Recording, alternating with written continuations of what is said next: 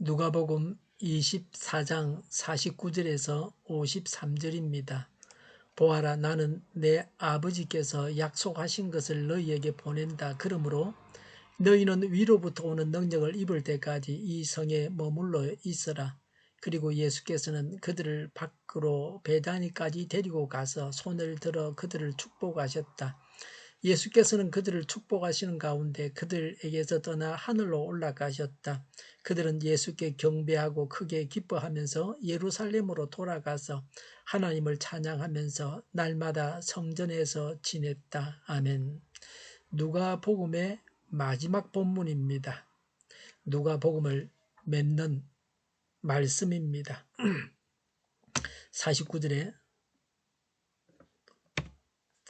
보아라, 나는 내 아버지께서 약속하신 것을 너희에게 보낸다. 그러므로 너희는 위로부터 오는 능력을 입을 때까지 이 성에 머물러 있으라고 했습니다. 성령 세례 받으라는 말씀입니다. 아버지께서 약속하신 것은 성령입니다. 이 당시 제자들이 비그리스도인이라는 것은 아닙니다. 제자들 속에 예수님의 영이 없었다는 것도 아닙니다. 예수님을 영접하는 순간에 그리스도인이 됩니다. 성령께서 성도 안에 들어와 계십니다. 중생했고 영생을 얻었습니다. 그러나 성령 세례 받은 것은 아닙니다. 그래서 성령 세례를 받으라고 하십니다. 성령 세례는 예수님을 영접하는 순간에 자동으로 임하는 것은 아닙니다. 성령 세례를 받아야 합니다. 사도행전에서 성령 받았다는 말씀은 성령 세례를 받았다고 하는 것입니다. 오순절에 성령이 임했다는 것은 성령 세례 받았다는 것입니다. 성령 세례를 위로부터 오는 능력이라고 했습니다. 성령 세례를 받으면 내적으로 확신합니다. 그리고 외적으로는 능력을 행합니다. 성령 세례 받고 능력을 행하는 것이 초대교회 당시에는 일반적인 일입니다. 하나님은 성령 세례를 주시고 덤으로 능력도 주셨습니다. 하나님을 전하게 하시려고 능력을 주셨습니다. 그 당시 유대인들은 예수님을 죽인 자들입니다. 예수님의 제자들도 복음을 전하다가 순교했습니다. 유대인들은 아직도 국가적으로는 예수님을 거절하고 있습니다. 하나님의 능력이 아니고서는 복음을 전할 수 없습니다. 그래서 성령 세례 받으라고 하셨습니다. 오늘날에는 성령 세례를 받지 않아도 전도할 수 있습니까? 저는 제 자신도 믿음이 없을 때에 전도한 적이 있습니다. 군대 갔다 와서 20대 중반에 시골 교회에 봉사를 가서 사역일을 가지고 복음을 전했습니다. 예수님을 전한다고 해서 죽이지 않습니다. 그러면 그냥 전할 수 있습니다. 예수 믿으라고 권할 수 있습니다. 자신은 잘 믿지 않으면서 남에게 예수 믿어보라고 권하는 사람도 있습니다. 자신은 믿지 않으면서 아이들은 교회에 보내기도 합니다. 핍박하지 않는 자들에게는 성령 세례 받지 않고도 복음을 전할 수 있습니다. 이런 전도를 받고서 예수 믿는 사람도 있습니다. 사람이 예수를 믿는 것은 하나님의 능력으로 되는 것이 사람의 말로 되는 건 아닙니다. 누가 전했느냐 하는 것보다 더 중요한 것은 하나님이 예수 믿게 하셨다고 하는 것입니다. 그러나 성령 세례 받으면 박해를 받으면서도 전도합니다. 순교하면서 전도합니다. 우리나라에 복음이 전해질 때 순교하면서 복음을 전했습니다. 성령 세례 받을 때까지 예루살렘에 머물러 있어야 합니다. 급선무가 성령 세례 받는 것입니다. 복음을 거절하고 전도자를 핍박하는 시대에 복음을 전하기 위해서 성령 세례를 받아서 무장하라고 하셨습니다. 그래서 일할 준비를 하라고 하십니다. 초대교회는 거의 모든 성도들이 성령 세례를 받았습니다. 오늘날도 풍성한 열매를 맺는 신앙생활을 하기 위해서는 성령 세례를 받아야 됩니다. 일생에 여러 번 성령 세례를 받는 사람도 있고 한평생 예수 믿는다고 하면서도 성령 세례를 한 번도 경험하지 못한 사람도 있습니다.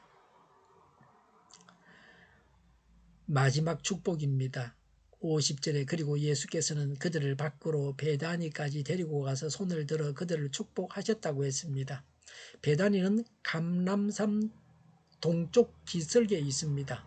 감람산 동쪽 기슭입니다. 올리브산이라고도 합니다. 베다니에서 예수님은 성천하셨습니다. 축복은 사람이 다른 사람에게 복을 빌어주는 것입니다. 예수님은 이 세상을 떠나 올라가시면서 제자들을 축복하셨습니다. 예수님을 믿는 자들은 예수님께서 축복하신 존재입니다. 그래서 우리는 범사를 긍정적으로 생각해야 합니다. 구약에는 제사를 마치고 제사장이 축도합니다. 예배를 마칠 때 축복합니다. 예수님의 지상생의 전부가 하나님께 드려지는 예배였습니다. 그래서 예수님은 성천하시면서 축복하셨습니다. 우리의 매일의 삶이 하나님 앞에 드려지는 예배가 되어야 되고 우리의 일생이 하나님 앞에 드려지는 예배가 되어야 합니다. 예배 시간 따로 있고 세상에서는 내 마음대로 하고 하나님 없이 살고 그건 안 되는 겁니다. 그건 잘못된 겁니다. 그건 가인과 같은 겁니다. 아벨이 아닙니다. 하나님이 그런 예배를 받지 아니하십니다. 51절에 예수께서는 그들을 축복하시는 가운데 그들에게서 떠나 하늘로 올라가셨다고 했습니다. 예배가 끝날 때에는 축도하고 끝이 납니다. 그런데 예수님은 축도하시면서 성천하셨습니다. 예수님의 축도는 끝나지 않았습니다. 예수님은 성천하셨습니다. 부활하신 몸 그대로 성천하셨습니다. 천주교에서는 모친 마리아가 성천했다고 합니다. 그건 성경에는 없습니다. 천주교에서는 모친 마리아는 예수님하고 거의 동격입니다. 무지하신 예수님, 무지하신 성모 이렇게 다 나옵니다. 원죄 없으신 성모, 예수님하고 거의 똑같습니다. 그러니까 헷갈리는 거죠. 신부님들 가운데서는 모친 마리아를 신이라 그렇게 말하는 사람도 있습니다. 모친 마리아가 나쁜 게 아니고 바른 가르침을 교회가 가지고 있어야 되는 겁니다. 예수님은 부활하셔서 성천하심으로 자신이 메시아이신 것을 보여주셨습니다. 그 후에 제자들의 삶에 대해서 말씀합니다. 52절에 그들은 예수께 경배하고 크게 기뻐하면서라고 했습니다. 예수님을 하나님으로 알고 경배했습니다. 예수님의 부활과 성천을 보고서 기뻐했습니다. 부활을 보기 전에 두려워하고 떨었던 것과는 다릅니다. 부활과 성천을 불신하는 자는 두려워하면서 떨면서 기쁨이 없습니다. 성천하시는 예수님을 뵙고 경배하고 크게 기뻐했습니다. 부활하고 성천하신 예수님을 예배하는 자에게 기쁨을 주십니다. 예배를 드리고 기뻐해야 합니다. 예배를 통한 하나님의 은혜로 인해서 기뻐해야 합니다. 예수 믿어서 내가 지금 천국을 이루고 기뻐하고 그래서 죽어서는 영원한 천국 가서 영원히 행복하게 기뻐하며 사는 겁니다. 52절에 예루살렘으로 돌아가서라고 했습니다. 예수님의 말씀에 순종해서 예루살렘에 머물렀습니다. 성령 세례를 받을 때까지 그곳에 머물렀습니다. 53절에 하나님을 찬양하면서 날마다 성전에서 지냈다고 했습니다. 누가복음은 성전을 배경으로 시작합니다. 그리고 성전을 배경으로 끝을 맺습니다. 늘 성도들이 성전에서 살아야 한다는 말씀은 아닙니다. 성도가 세상에 나가야 되죠. 복음을 전하기 위해서 세상에 나가야 됩니다. 그런데 여기서는 예수님의 말씀에 순종해서 성령 세례를 받기 위해서 기다리던 때였습니다. 우리로 말하면 부흥이나 수련회라고 할 수 있습니다. 그러나 우리가 성전을 중심으로 생활해야 합니다. 하나님 중심의 생활을 해야 합니다. 그리고 하나님을 찬양하면서 살아야 합니다.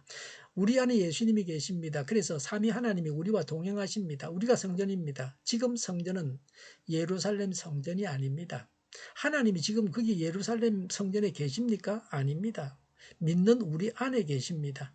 그래서 믿는 우리가 지금은 성전입니다. 지금 성전은 우리 믿는 사람이 성전입니다. 하나님 우리 안에 계시기 때문에 그렇습니다. 하나님께서 우리 안에 계심을 알고 늘 하나님을 찬양해야 합니다. 하나님을 경배하고 하나님께 순종하고 기뻐해야 합니다. 늘 하나님을 찬양해야 합니다. 우리에게 기쁨과 순종과 경배가 있습니까? 이런 생활 중에 성령 세례를 받는 것입니다. 기도하겠습니다. 하나님을 경배하고 하나님께 순종하고 기뻐하고 하나님을 찬양하고 성령 세례를 받게 하여 주시옵소서. 오늘보다는 내일이 더 낫게 하옵소서. 교회가 분열되지 않고 하나가 되게 하여 주시옵소서. 모든 언론이 제 역할을 다하게 하여 주시옵소서. 저희가 강물처럼 흘러가게 하여 주시옵소서. 하나님을 대적하는 법을 만들지 않게 하여 주시옵소서. 있어야 할 법을 폐기하지 않게 하여 주시옵소서.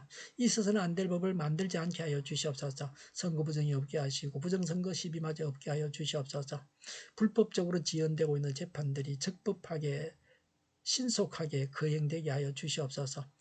코로나19가 물러가고 전 세계적으로 백신을 신속하게 대량 생산해서 충분히 공급하고 치료제가 나오고 같은 생활이 끝나게 하여 주시옵소서. 수도권과 부산과 영도의 환자 폭증을 막아 주시옵소서. 우리 동일교회가 만구는 집 하게 하여 주시옵소서. 예수 이름으로 명하노니 모든 병만은 물러가고 몸의 모든 부분들은 온전하게 될지어다. 신유의 기적을 베푸셔서 지금도 저희의 질병을 고쳐 주시옵소서. 코로나로 신음하는 모든 자들을 고치시고 온전케 하여 주시옵소서. 주시옵소서. 저희와 교회와 나라의 민족을 불쌍히 여겨 주시옵소서. 교회와 나라의 지도자복을 허락하여 주시옵소서. 하나님께서 기뻐하시는 교회와 나라가 되게 하여 주시옵소서. 늘 맑은 공기를 마실 수 있게 하여 주시옵소서. 공부한 학생들에게 지혜를 다하셔서 앞서가게 하시며 합격의 영광을 누리게 하여 주시옵소서. 오늘도 하나님 안에서 차고 넘치는 삶, 복된 삶을 살게 하여 주시옵소서. 감사와 찬양을 주님께 돌려드리며 예수님의 이름으로 기도하옵나이다. 아멘.